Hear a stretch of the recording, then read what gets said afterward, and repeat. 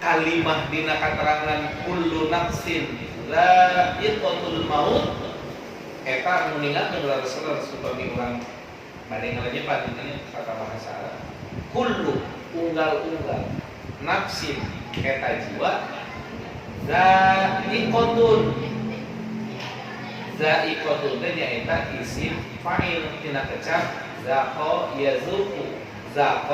yazuqu wa huwa dha'iq kusabab dinisbatkeun eta nafsun teh kecap muannas nya fa'ilna janten muannas janten za'iqah. Naon za'iqah teh? Nu ngasaan, nu ngalaman, nu ngasaan. Janten pihartoseunana kullu nafsin dha'iqatul maut nyaeta unggal-unggal jiwa baris ngalaman maut. Lain maut tapi ngalaman maut. Naon cenah Ustaz bentena antawis ngalaman maut sareng maut. Ari kecap maut mah disebutkeun pikeun jalmi anu ngadangu waktos maut.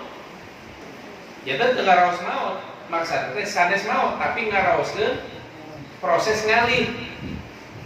Tah urang oge insyaallah dina waktosna baris nempaan hareta.